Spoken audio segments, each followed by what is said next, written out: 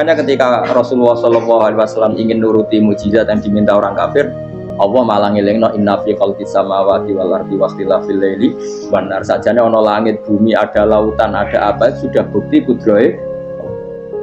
Nah sekarang mukjizat kok ngenteni unta keluar dari apa tadi? Tadi ngenteni Nabi Soleh. Lautan merah di sebelah tongkatnya Nabi Musa terus terbelah. Itu dari mukjizat. Kalau itu maknanya mukjizat karena manusia tidak mampu. Apa manusia mampu bikin lautan? Kan tidak mampu juga. Kenapa itu tidak dikatakan mukjizat? Lagi-lagi karena wis kena mataul burung. Paham jelas ya? Makanya kata Allah, saiki wong ora percaya hari kebangkitan. Alasannya masa manusia jadi tanah menjadi manusia? Nah, memangnya manusia yang sekarang hidup itu dari apa coba? Sengkit nado melok pilek, pilpres, melok dukung mendukung itu memangnya dari apa coba? Dari tanah kan? Mestinya hari kebangkitan sejati ya sekarang ini orang-orang dari tanah sekarang berkeliaran ini harus go jalalan mu'allam idul maknani itu ya kok lemah. Kemudian setelah jadi tanah mati orang engkar, wah ini nggak mungkin jadi manusia lagi. Padahal zaman sekarang jadi manusia itu karena kudrohnya manusia apa karena Allah?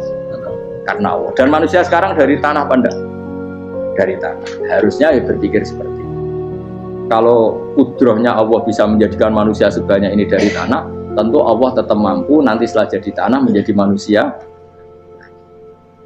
Itu malah kula nu wedi urip nggih wedi tenan. Karena tadi dari hidup menjadi tidak tahu. An-nasmun wa idza matu tidak tahu. Kita semua punya tidur setelah mati baru karena baru tersadar. Makanya analogi itu penting, kias itu penting. Ya saya beri contoh berkali-kali, saya menyontohkan. Sampean tak warai hujah ulama, nanti pasti sampean taslim itu pasti nyerah. Kalau kamu disebut jeleknya oleh orang lain, kamu mangkel gak? Mangkel kan? Itu Imam Ghazali gini, kamu tak kasih resep supaya kalau ada orang ingatkan kejelekan kamu itu tidak mangkel. Apa itu resepnya? Misalnya gini, di baju saya ini inna fi thawbika akroban wa hayatan. Di baju kamu itu ada kalajengking yang berbisa atau ada ular yang berbisa. Ada orang ingatkan itu. Kamu terima kasih apa enggak? Terima kasih. Karena ada sesuatu yang bahaya di diri kamu, diingatkan. Dan karena diingatkan itu Anda terus bisa menghilangkan sesuatu yang bahaya. Sekarang kamu punya sifat hasud, sifat dengki, sifat riya, sifat-sifat yang buruk. Itu sesuatu yang mencelakakan kamu di akhirat. Kemudian ada orang mengingatkan itu, harusnya kan kamu matur nuwun karena sifat yang buruk kamu diingatkan, kemudian kamu berusaha wong diingatkan ada kalajengking yang hanya madorot di badan kamu saja kamu terima kasih. Ini diingatkan ada hasud dengki yang madorotnya dunia akhir, kamu tidak terima kasih. Jadi itu ulama dulu. Jadi kalau bikin hujah itu gampang sekali.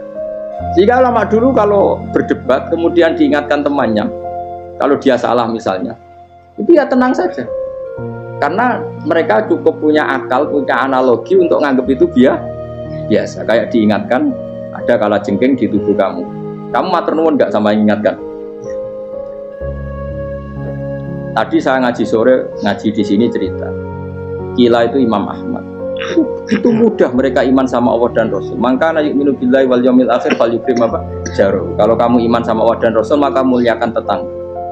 Itu ada seorang ulama dipanggil tetangganya, ayo ke rumah saya. Setelah sampai, dah pulang saya tidak jadi butuh. Sampai di rumahnya dipanggil lagi, ke situ lagi, dah pulang lagi saya sampai 3 kali. Itu si ulamanya senyum-senyum santai. Ketika pemuda tadi insaf dan minta maaf, kenapa Pak Ulama kamu kok tenang saja? Jawabannya enggak. Kata Rasulullah, saya disuruh hormat tetangga. Saya senang sekali bisa melakukan perintah Rasulullah. Jadi saya nurut kamu itu tidak ada urusannya dengan kamu karena perintahnya Rasulullah. Nangis pemuda tadi. Kalau kita kan enggak, gengsi dong, giambar. Ini kan kita gayanya mulai sunnah Rasul, tapi utaknya uji hadun.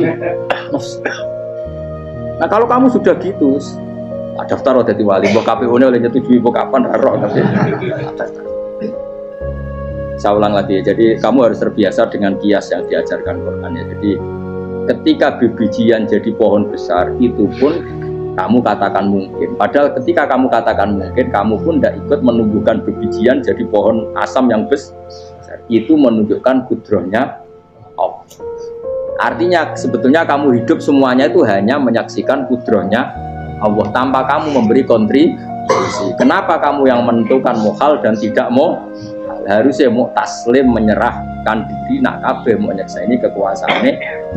Itu sing dimaksud Quran apa ya tanazzalul amru bainahunna lita'lamu annallaha ala kulli syai'in qadir wa annallaha qad ahata bi kulli syai'in ilma. Alam raya dibikin variasi kayak gini mau tujuannya Allah supaya kalian menyaksikan kemampuannya. Boleh jelas ya. Makanya ketika ada pangeran, ketika bumi yang sudah mati tak hidupkan dengan hujan, begitulah kadzalikan nusyur. Ya kira-kira seperti itu proses sesuatu yang mati menjadi hidup lagi. Coba biji, misalnya biji apa? Biji kurma atau biji kacang atau biji apa? Kamu simpan di rumah bertahun-tahun, berpuluh-puluh tahun. Tentu ini berstatus biji yang mati. Kamu tanam di tanah, kamu kasih air, kemudian menjadi hidup.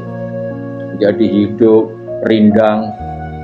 Ya sudah, itu kan berarti Allah bisa menggerakkan dari sesuatu yang mati. Itu juga telur, sesuatu yang mati.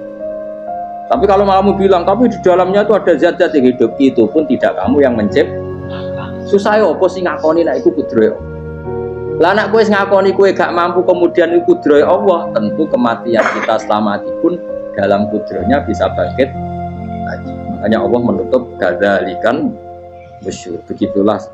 Begitu juga menyangkut umur. Kalau kamu dijaya harusnya kamu minta dong tidak mati terus.